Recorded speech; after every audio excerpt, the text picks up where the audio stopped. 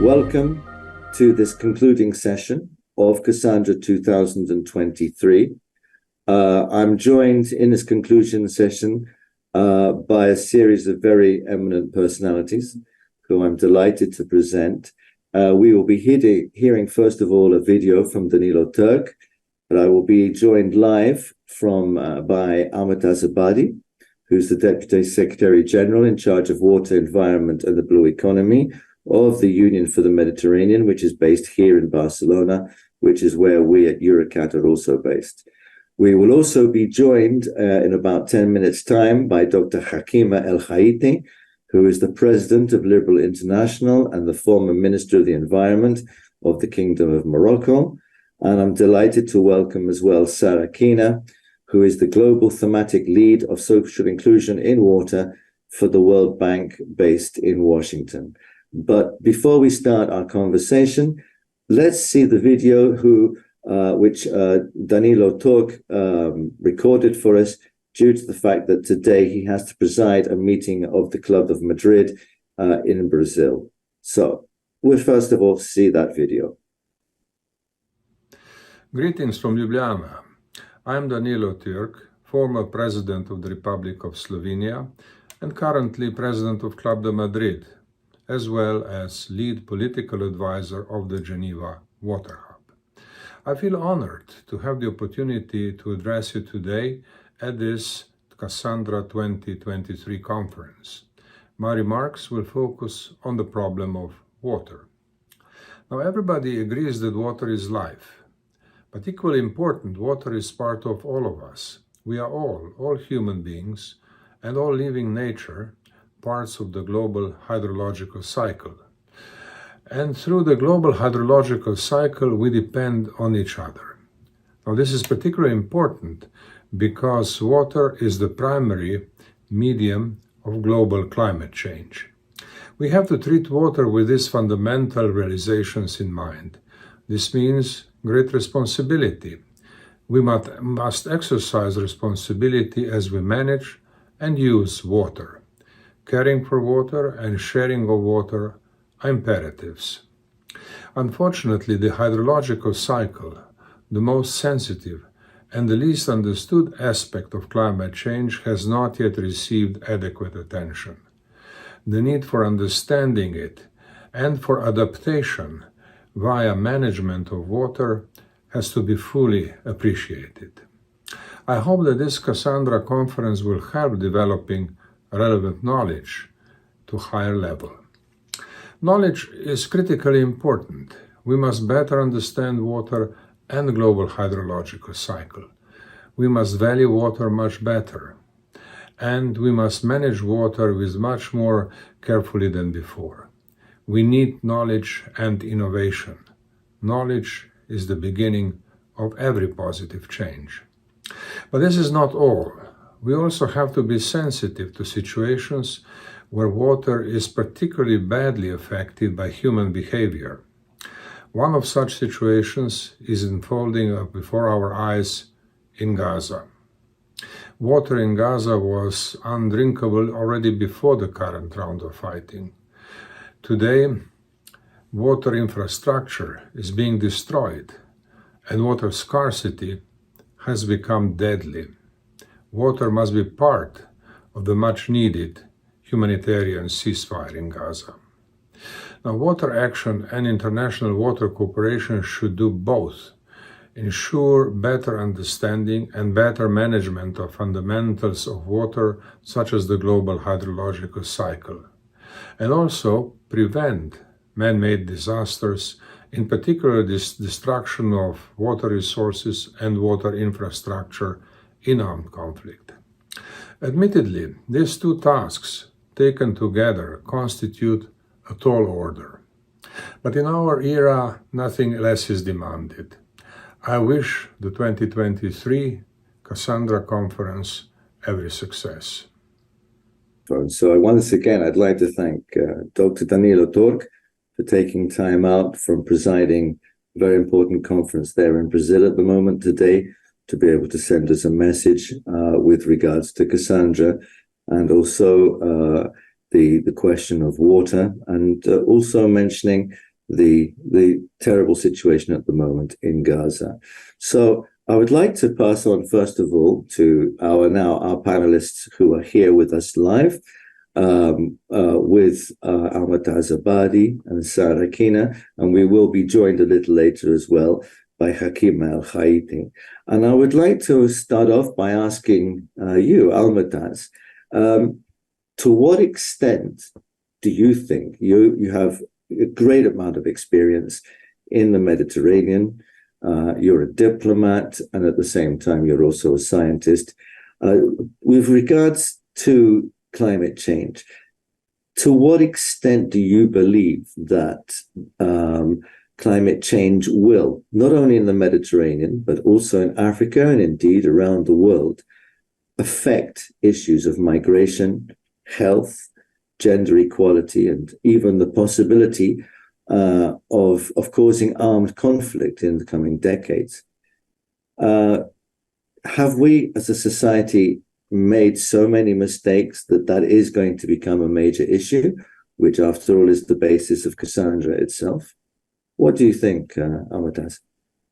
Thank you very much, Richard, for this question. And I really would like to join first my voice with His Excellency talk on the issue related to the conflict on Gaza and how one of our member states is suffering due to the action of other member states, and where we are seeing that water used as a tool in order to achieve political objective, and this is absolutely, it's not aligned with any UN charter or international law as such. For the issue of climate change, it's not about a prediction now, Richard. It is there. The climate change is hitting us hard on the Mediterranean region, especially in accordance not to what we witness and what we see. It is also based on what we call it the science policy interface approach that we are following.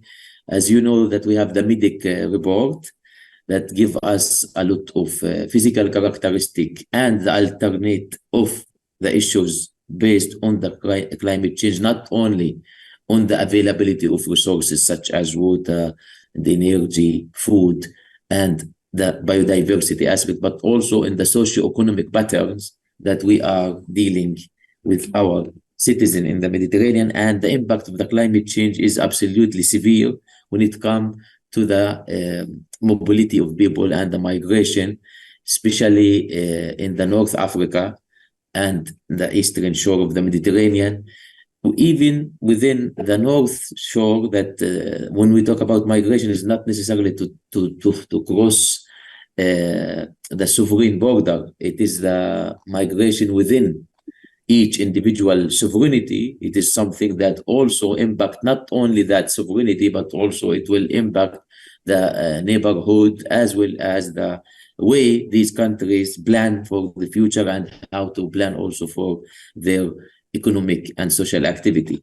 We have IP and flow report of the World Bank also stated that 10% of the human migration is related to water scarcity. Now, the other studies launched in 2021 talking about 100 million people might migrate within the North Africa and Sahel area, either within the countries or within the geographical region of North Africa, or to cross between the two shores of the Mediterranean. These are alarming figures, and from our side, we are not mandated, as an example, as an organization to tackle migration, but absolutely we are fully mandated according to the UFM roadmap of action approved by the Ministries of Foreign Affairs of the 43 member states on tackling the root cause of migration. And this is why, as an example, if you look at our work, especially on the water issues, you will find a place where we call it the Task Force in Water Employment Migration that has been called from the Ministers of Water and the Ministry of Foreign Affairs to establish this and to study the direct impact on the structure of our societies within their country and how this can affect the regional cooperation, regional integration, and also regional stability, which are something related to our objective. And that task force being established and led by Italy and Turkey. And most of the meeting, I think, also Eurecat and many around the table have been participating on those task forces. They put a strategic framework to act. First, measures and action to be done at the source, at the transition, and at the final destination. And unfortunately, the 100 million that the World Bank is talking about, they are either at the source, either at the transition, either at the final destination, which require us to see how not only why the water availability is the reason, but how we can focus our effort in order to stabilize the situation. So there were a huge set of recommendations in order to tackle the issue that start shifting the narrative that we are working when it comes to the water resources management, and to link it on the Nexus approach, especially on the Sahara and North Africa. So this is an element that we figure out that it's not to be tackled on a humanitarian based approach, or it is very important to couple the humanitarian approach in these cases with the development approach for the long term. And the recommendation was to focus how to use desalinated water from brackish water, the wastewater, and the non-conventional water resources as such, and to couple it with not necessarily innovative approach, mobilizing the renewable energy, etc., but also to look after the historical narrative that our grandfathers and mothers, they used to do when it comes to the best mobilize water, scarce water, into supporting their urban area or agricultural facility. And then this also, beside this, require a special action to be focused on the woman and youth organization, where according to the studies that we conducted with GWB Med and many other actors, that in that part of the region, women are the leader of this process. So if we don't tackle it from this perspective, we will not be able to tackle it. The second element, 30% of the 30% of the 60% of the society who are youth in that region, also they need special attention. The 30% of the 60% of the society, they are unemployed. And the task force on water employment migration stated that we have to tackle an entrepreneurial programs that will support medium, small enterprises, because we believe that when a person wanted to migrate from North Africa to Europe, he's not migrating, also she is or he is not migrating to enjoy the shores, because both, by the way, both shores of the Mediterranean are such beautiful places. But when they decide to leave, they wanted to look for better economical opportunity. And then we find out that at the source, there are issues that need to be taken in this perspective, among them that many of trials to establish small, medium enterprises in that part of the world that focus on water, energy, food, ecosystem, as well as blue economy, they fail. 40% of them, 60% fail, 20 they are successful, and the other 20 they are not stable. And this was because there is no credit lines from the governments working on the region on the supporting this narrative. We cannot depend on this on the government sector to attract all deficiency on the jobs. So this is part of development cooperation entities, International Financing Institute. They have to look after finding a solution with us. We give the recommendation and how to do it.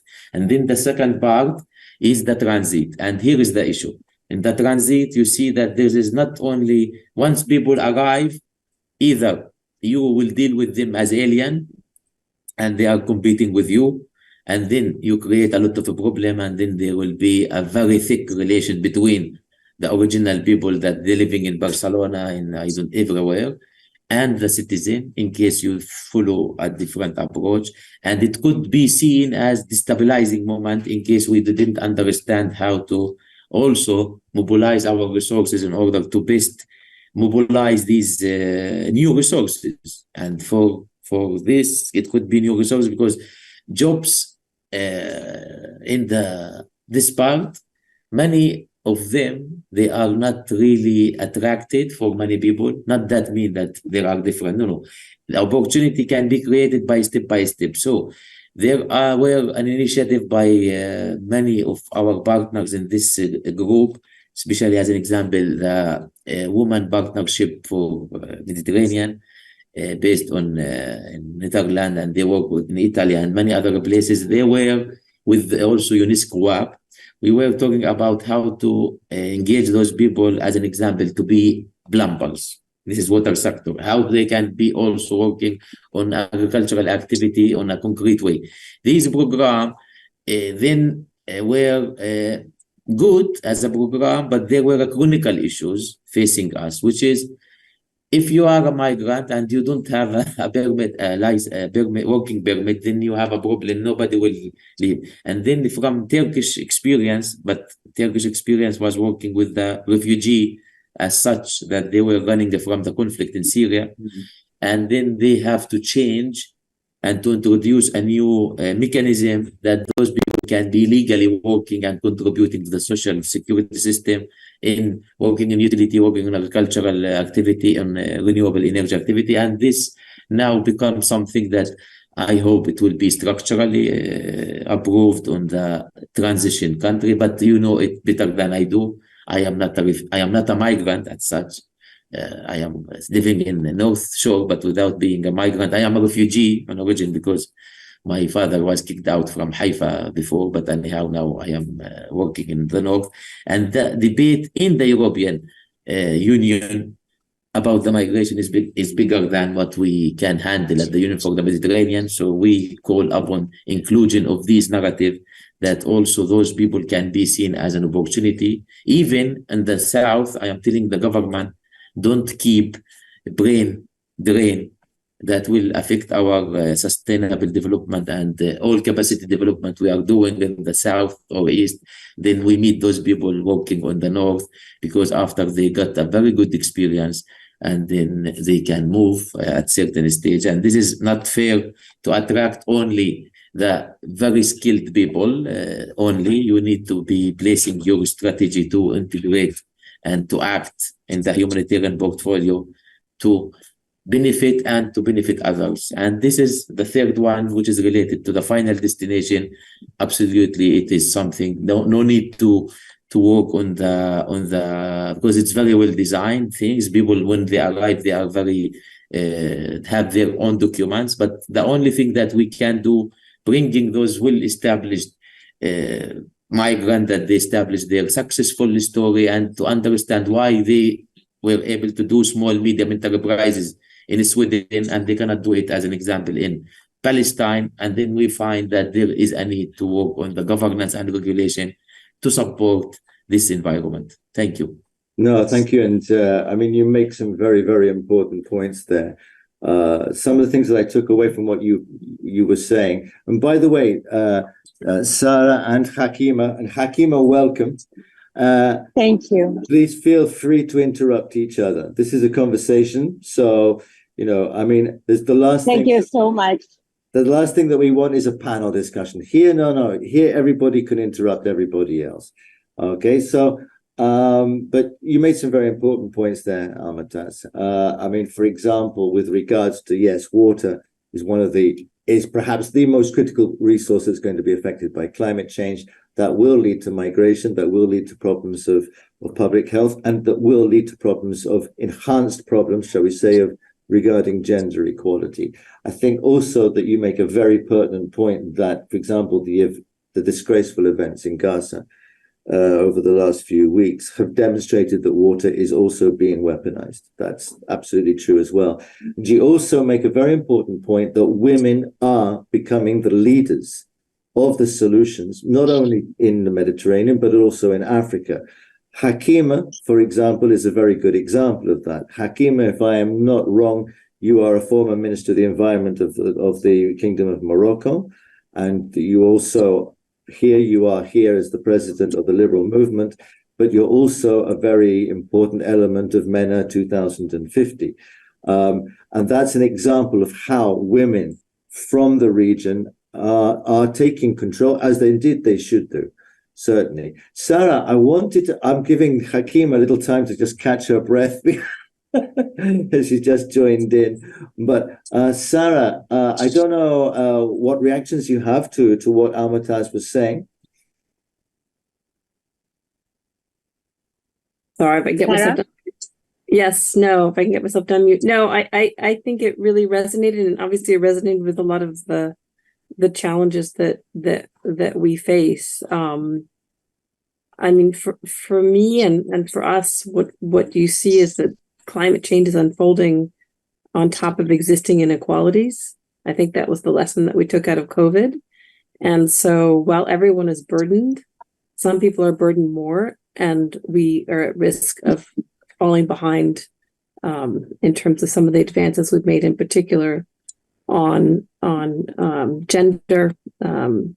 So, I think that when we look at the time burden of women, women play the primary role in collection of water in many poorer countries.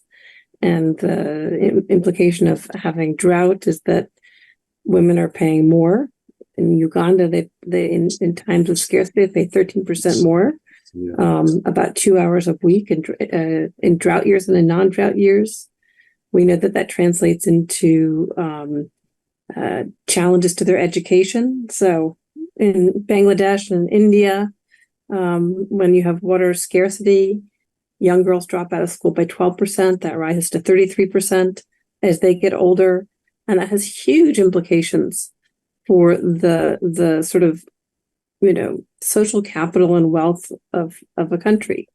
So, on the other end of the spectrum, when there's too much water or flooding, South Sudan, we have a project in South Sudan, and you can see very clearly that this unfolding of the existing inequalities actually make the impact much worse for some of these groups. So women are the ones who drop out of school when you have a flood to take care of the household. They're therefore the ones that more often go into early marriage when the household suffers food insecurity because of that.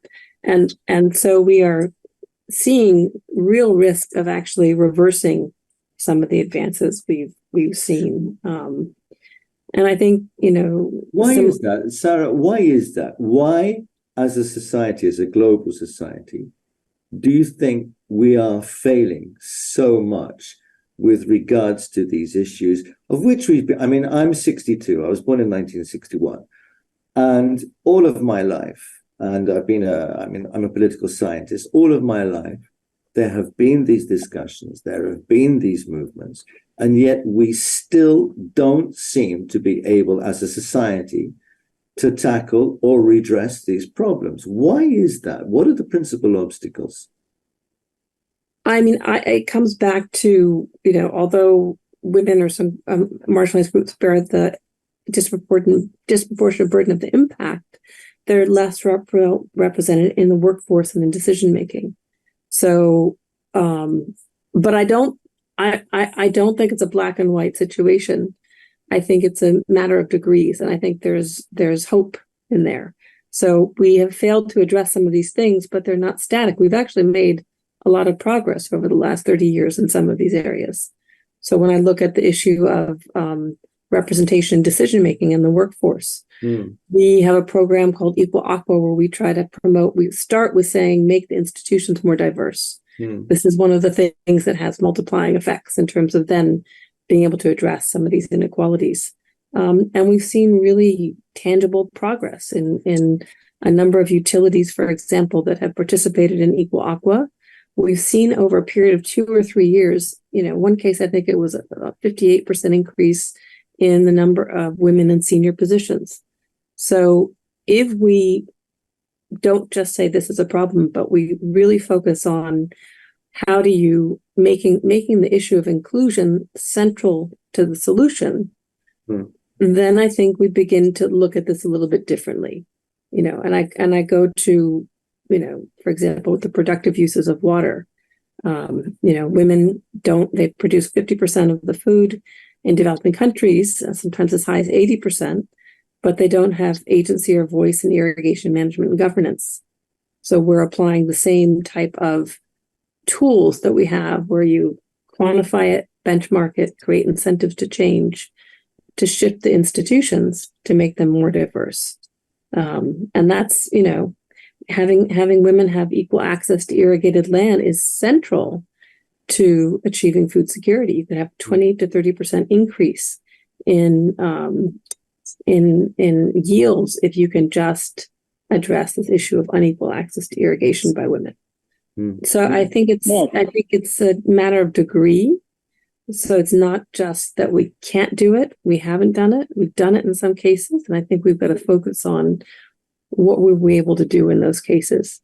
I do agree with you. I think there have been advances, but then at the same time, I sometimes have this sensation of one step forward and three steps back. I mean, especially, for example, surprisingly with certain nation states, which you would expect to be maintaining that rhythm forward, actually taking dramatic steps back. And I'm not just talking about the United States. I mean, I'm talking about, for example, the United Kingdom, which I consider myself to be a refugee from, just to escape from their awful policies. I had the foresight to over 40 years ago abandon that country, and I'm glad I have, considering the recess that there has been in such social issues. HAKIMA, what is your take on that? I mean, you are a woman. You are very much involved with regards to climate change in the Mediterranean. You've held positions of very high authority. What's your take on what we're talking about here? Let me first say that I fully agree and support what was said by the previous speakers. And I want to congratulate them because they are acting and trying to cope with the effect of climate change and to support people, either migrants or women, or creating new opportunities and alternatives for them. So that's great. But I would like to answer to your question. Why do we have the feeling that we are not moving? And we are too sharing this feeling, you and me. And the problem is that I was vice president of the Paris Agreement. And that time, we were not as enough aware as the impact of climate change like we are now. Today, the awareness about climate change impact and effect is just incredible. We saw civil society involved, business involved, innovators switch to a citizenship agenda. And that's amazing. The technology is evolving, and we know that many of the technology to allow us to decrease the effect of climate change is already existing. But what is happening now? The only thing I can tell you, I will recall on the result of the latest Stake Talk, we are not on track.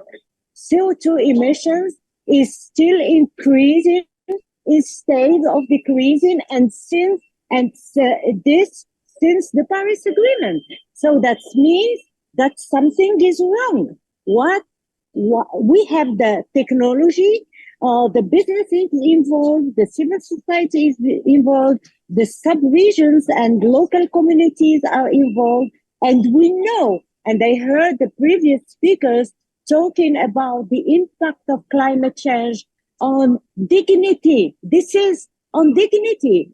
It's threatening human dignity. The last report of the IPCC showed and give evidence that by 2050, 200 million people will be obliged to migrate because of climate change. And climate change is not hurting the southern countries only anymore. The latest floods I saw was in France, in the Pas-de-Calais, where thousands of people were displaced. So let's think how we can tackle climate change from the roots. We know all the impacts of climate change: scarcity of water, food insecurity, even energy insecurity, migration, climate disaster. And by the way, women represent 80% of the deaths while tackling education. Can you imagine that 1.4 million hours are spent by women only in Africa to go to look for water? That means that the girls are not going to school. And so why aren't we and our leaders are willing and have the right political and the strong political will to tackle climate change from the roots? It means simply fulfill the Paris Agreement promises and commitment and decrease the CO2 emissions. Now, what we are seeing a change in the narrative.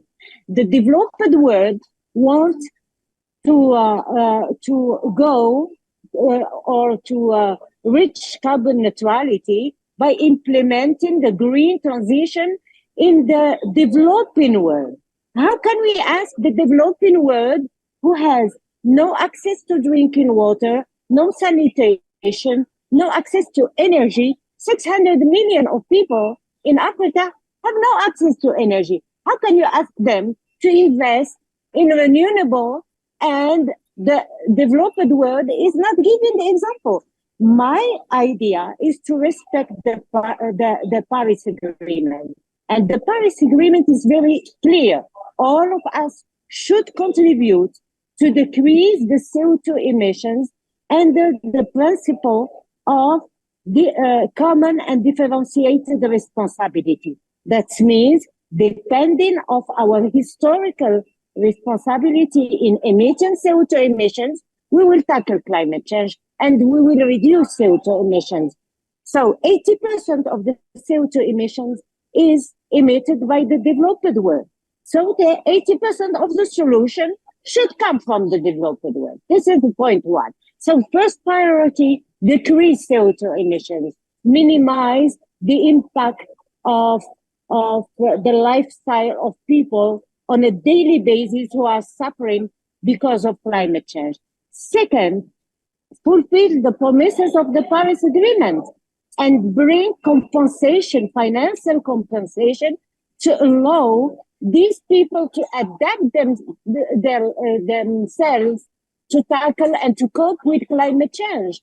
And you know, for example, Africa is emitting only 4% of the global CO2 emissions, but it receives only $5 billion on behalf of $100 billion, which is promised each year since 2020. And since the Paris Agreement, we are postponing this meeting, and we are not on track either to decrease CO2 emissions or to bring the financial support or the transfer of technology. In fact, the world is now in other kind of priorities, geopolitical priorities. You know, we cannot build development because the agenda of climate change is an agenda of development, is an agenda of dignity of people. We cannot build development if we are in an environment of wars and conflict, and the priority is given to war. Never the CO2 emissions have increased as it did during the war between Russia and Ukraine. And now we think that we need to make some priorities in the world leaders' action.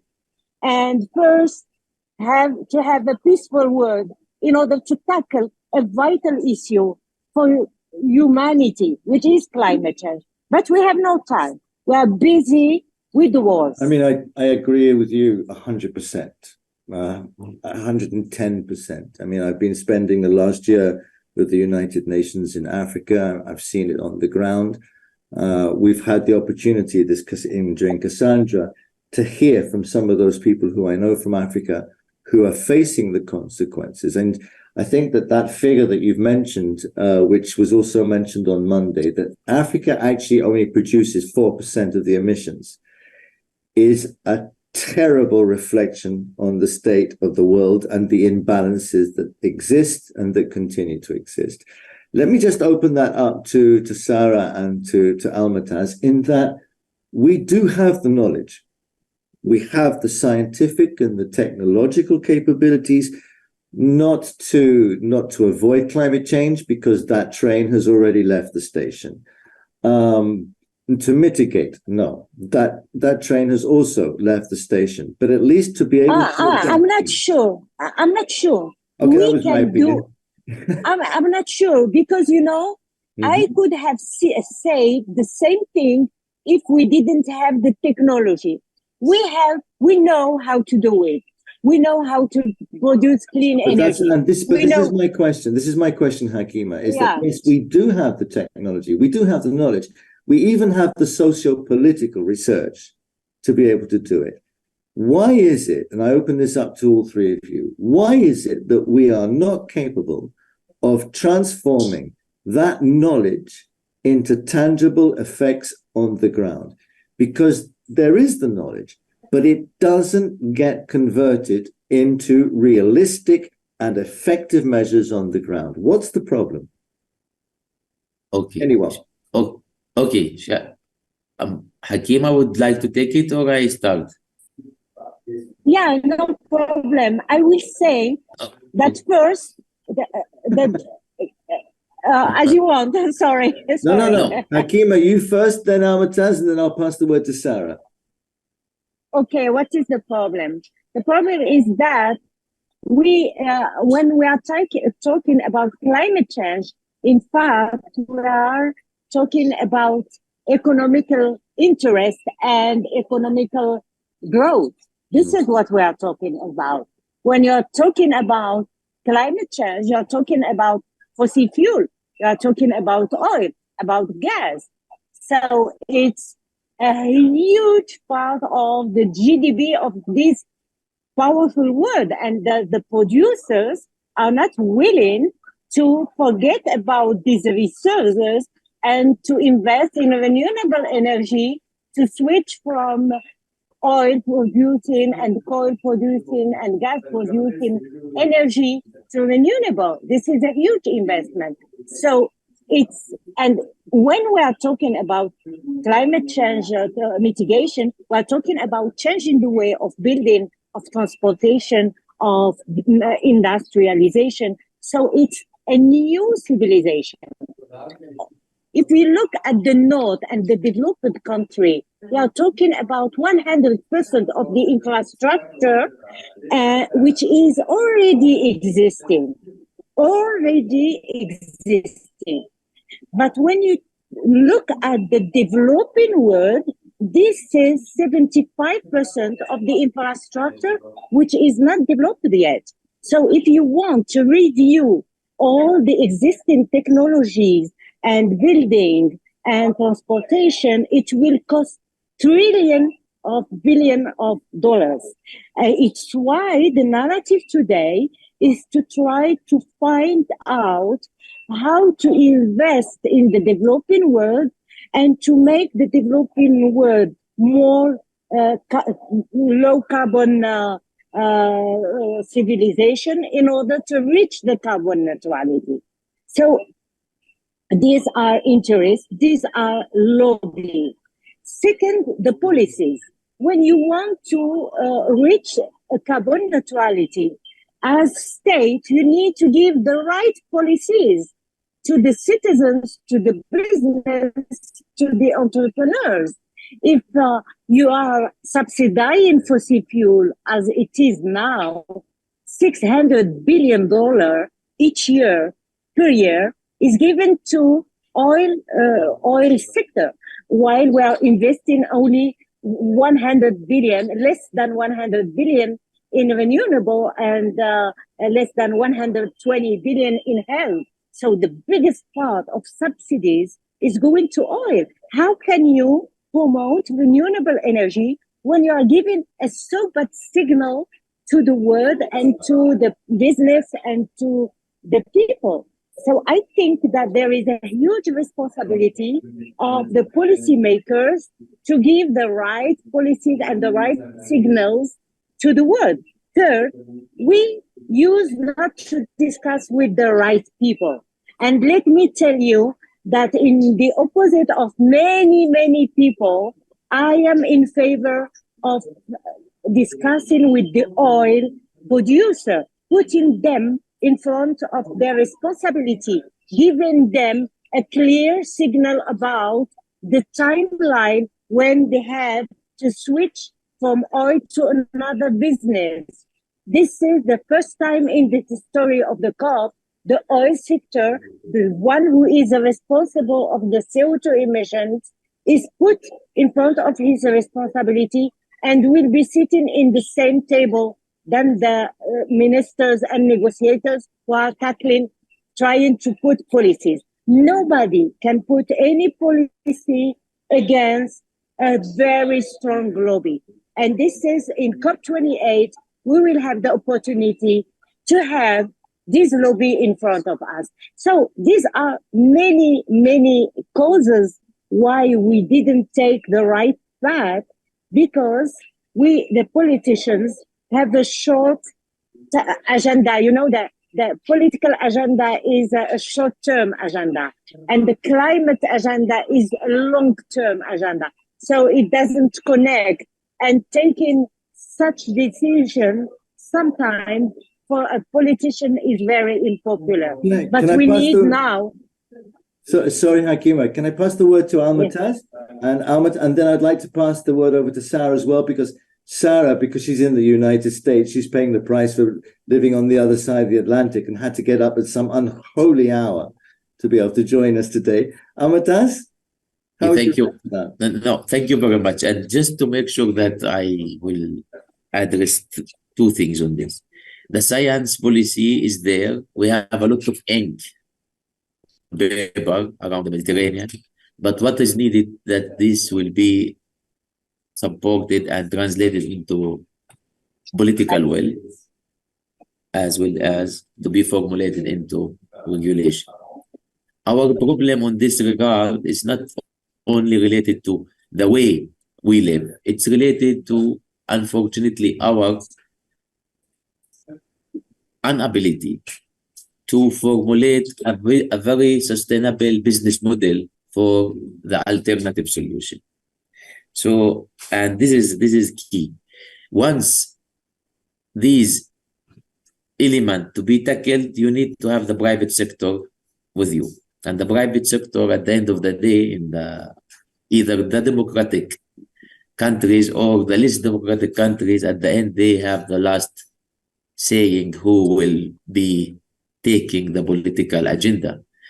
And in case both, whatsoever the word, those people, they will finance your campaign, they will finance many things in case they will support their business model.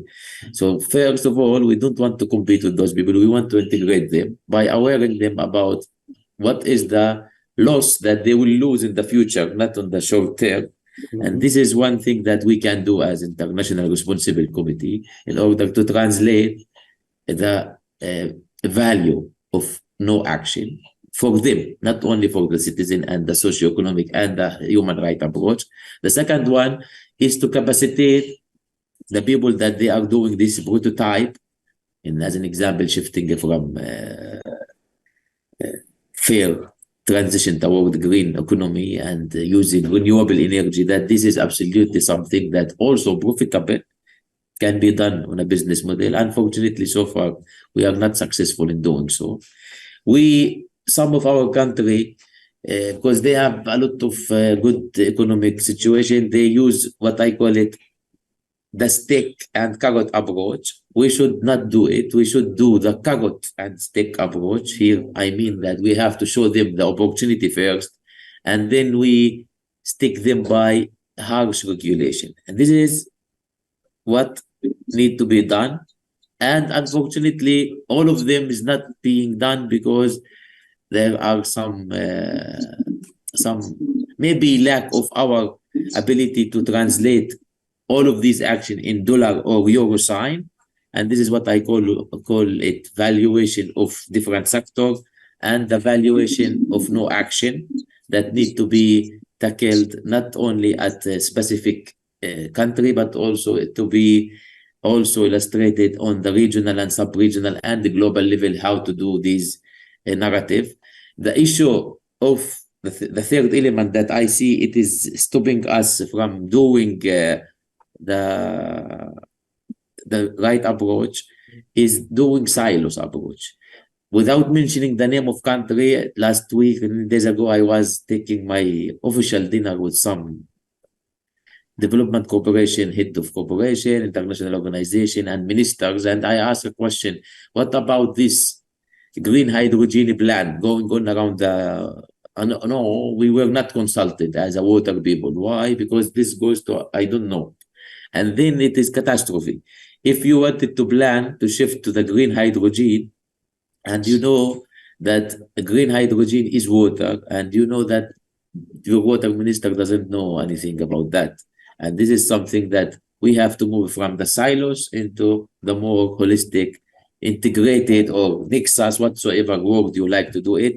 This is not at the level of national level. It should be at also organization that, like mine, that we have to connect the dot. I cannot plan for the region from the World Bank and from, as an example, AFD, KFW, all those people, and the European Union, and then I have unnecessary competition between different services that they are not having a mechanism to listen, to learn from each other, and to prioritize activity on issues. So lesson learned from that, our bureaucratic approach also should be reformed in order to cope with our woes in the Mediterranean. And to end my talk, I am talkative today. It is very important to everybody to know that if people lose faith in the international mechanism, you cannot do it. Yes. And Absolutely. look what is going on in Gaza. People are losing faith on us as an international organization because we are just talking without acting. And in case we cannot do this when it comes to saving the life of babies, how we will do it to say, okay, I am very happy to be on a short sleep in November in Barcelona. I am also the same in Ukraine, and the problem on the civilian in Ukraine everywhere. But I mean in the Mediterranean, because there's two countries in my organization. So we have to be also realistic from what we can do, and to do what we call it. At the end of the day, life is a compromise between your ability to do things and what your nerves allow you to do them, and if you're courageous to do them. Thank you. Okay, listen, let me pass the word to Sarah. No, I think this is just, incredibly important, and I really resonate with what my fellow panelists have said. I think to complement, I want to offer a glimmer of hope, right? So while we know that, in 180 countries, this is actually a while back, has gotten more, conflict has affected water, for example, targeting it. We also know that in the ebb and flow report, conflict, where there was really challenges, it also led to cooperation. And I want to focus here, because I think one of the things you've highlighted, governments run into bureaucratic hurdles. Governments have specific incentives. And if we want to go quickly, if we want to try to address this, we have to work not just with governments, but we have to work also, government to citizen, citizen to government in terms of advocacy and holding them to account. And then also in parallel, citizen to citizen. And here is where I want to focus on, okay, it hasn't worked in many cases, but in some, there are areas where we have made some progress. And on that last point on citizen to citizen, I think about the case of, Palo Alto, where, they basically democratized the model for looking at reducing carbon to the neighborhood level. So instead of the government deciding, here's your plan, here's what you have to do, they said they made it very concrete. Okay, in my neighborhood, I can reduce the amount I eat meat. I can change the trucks for our municipality to be zero emission. I can do these things. And they let people play with it themselves using the scientific model so they could come to a given level of reduction in carbon. That city met that carbon target before anybody else. And while doing it, it also personalized what did this mean and empowered for the citizens. So when governments run into the problems they're going to run into, we have to be able to facilitate this type of citizen action in parallel. And there's things that governments can do to do that, whether it's provision of data, modeling. But I think in addition to that, the other aspect of this is that it has to be broken down into something that's tangible, that's personal, that's immediate, that gives people immediate feedback. Because otherwise, I think people do tend to lose hope, right? We see these huge problems. What can we do? But I think it's also by focusing on those nuggets where we've been able to make some progress. And even in the conflict we currently have in the Middle East, I mean, I remember EcoPeace Middle East, who did, incredible work to raise awareness of between two communities on both sides of the border on the joint incentive they actually had to address water quality. And I think so, yes, we have challenges, but we also have areas where we can start to go faster. And I think it's by having these three parallel, thinking about it, not just in terms of government action, but in how do we have all three levels of that action. I think that's an excellent point. HAKIMA, I pass the last word very briefly to you. Yeah, very briefly, I would like to emphasize on 3 points. First, it was said by our speaker, the trust. We need to maintain the trust in the international arena while we are discussing about climate change and under the UNFCCC, because no single country is an isolated country.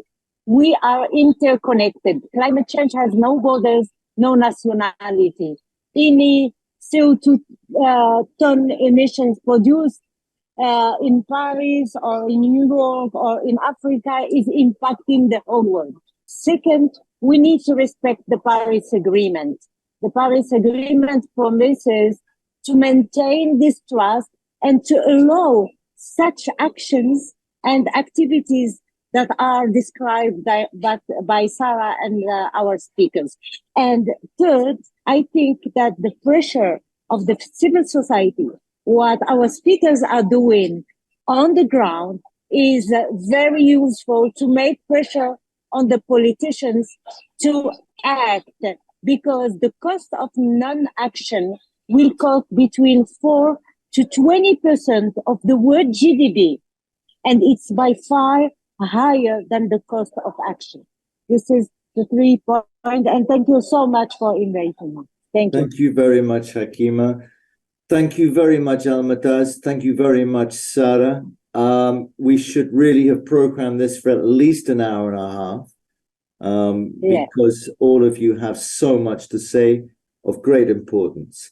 But I would like to thank you very, very much. And it's what you guys have said and expressed now leaves me with very little to say in conclusion. Cassandra was created in 2021, basically due to the fact that it was becoming increasingly evident that the phenomenon of climate change was going to prove the catalyst for a series of complex socio-political issues, which we simply cannot, as a society, afford to ignore. Migration on a scale perhaps never seen before. For example, now HAKIMA mentioned the question of 200 million people being displaced as a result of climate change, which will have incredibly dramatic socio and political effects. Certainly, we won't have seen any form of migration like that, certainly not since the end of the Second World War, perhaps never before. Not only as a demographic movement from one region to another or from one nation state to another, but as somebody's already pointed out, many people have already pointed out during the Cassandra conference, perhaps the most important form of migration will be that of people whose lives have been permanently linked to traditional rural areas, having to adjust to what for them will be uncertainties and perils of being socially excluded from the mainstream life in the ever-increasing urban jungles, which are growing inexorably, not only in Africa and the Mediterranean, but all around the world. Gender equality, we've mentioned gender equality now in the conclusion, but gender equality has also been discussed throughout the 3 days of Cassandra. Gender equality itself has never existed. We have to accept that. Social and psychological misogyny, gender bias, both at a professional and social level, or outright gender discrimination, abuse, and violence has always formed, disgracefully, a part of the fabric of modern society around the world. And unfortunately, it still continues to do so. Climate change, as has been pointed out, will further exacerbate this situation. From the woman whose husband leaves home in order to find work and therefore is left alone to care for their children in areas affected by extreme weather events, to those who, having migrated to cities or foreign lands, finding their very existence put into danger as they themselves being socially or economically marginalized, which, for example, all too often leads many to unwittingly become embroiled in activities such as prostitution. Public health is one of the most evident aspects to be affected by climate change, proving to be a cause of both migration and increased gender inequality. Extreme weather events can kill both directly and indirectly. Diseases spread. The lack of good drinking water quality, the pollution of the air we breathe, the increase of temperatures, more frequent flooding, and a dramatic rise in sea levels all become a cause of increased movement, increased migration, higher mortality rates. And indeed, although to date it cannot be objectively affirmed, a potential rise in armed interregional and transboundary conflicts as people seek access to natural resources. Cassandra this week has heard from people suffering such effects and from people seeking to provide viable solutions. We have listened to the policymaker, the industrialist, the researcher, the writer, the artist, and the citizen, the components of society who, if they are all involved together, as has been mentioned now in this last section as well, and if they are all involved in the co-design and co-implementation of solutions, can and could create viable, practicable solutions, transforming data into action, transforming an apparent resignation to a desire to participate in change. Cassandra itself is making a call for the involvement of everyone, for honest, disinterested dialogue between the scientist and the decision maker, between industry and the citizen, a dialogue enhanced by cultural effort and digitalization. Cassandra, as a process, demands the inclusion of all genders, but also all ethnic groups, all ages, and all social and economic classes. This has been designed not just to be a conference. It is the beginning of a process based on the emotional interventions of people living the reality of life, for example, in Kibera, in Korogocho, in Nairobi, or Lake Turkana in the north of Kenya, based on the expert views of practicing academics, based on the capacity of policymakers and influencers, and based on the direct participation of humanitarian organizations and the people that they seek to support. We will be creating a document that will be published in March 2024 with the collaboration of all of the speakers, not only in Cassandra 2023, but also in Cassandra 2021. And this publication, it is hoped, will become the foundation of a long-term strategy to involve what we call the quintuple helix, i.e. all those sectors that compose society, in the identification, the design, the implementation, and the post-implementation analysis of actions designed to produce, as I've mentioned before, tangible results on the ground. For me, in my personal opinion, the time for talk has come to an end. The time for action has already passed. But we are obliged as a society to overcome such obstacles and above all work ceaselessly to engage with each other so that climate change can lead to a form of intersectoral and international cooperation and diplomacy. What we're describing here is the diplomacy of science, art, and sustainable, which has never been witnessed before. I personally want to extend my gratitude to all of those who have so selflessly volunteered their time to participate in Cassandra 2023 as moderators and speakers. I appreciate your words, your knowledge, and your desire to work. I want to thank especially Hadil Al-Faidi, who made every effort to join one of our panels, but was unable to due to the war raging at the moment in her homeland. I want to thank especially as well Andrea Hinwood and Gemma Ribas of Eurecat, without whom, quite frankly, this event would not have taken place, and that's not an exaggeration. And I would also like to thank Mar and Alex of DragPixel for the excellent technical support. But most of all, and I know that presenters of events always see this, and it's an absolute cliche, but I do want to thank you as well, the listeners, for accompanying us over the last 3 days in those sessions which you have found of interest or pertinent to the work or indeed your lifestyle. I would now ask you to stop listening. I would now ask you to contact us and become an active part of what Cassandra is determined to be. In other words, a source of empathy and practicable solutions in what are unfortunately dramatic times for us all. Thank you very much, and we look forward to seeing you in Cassandra 2025.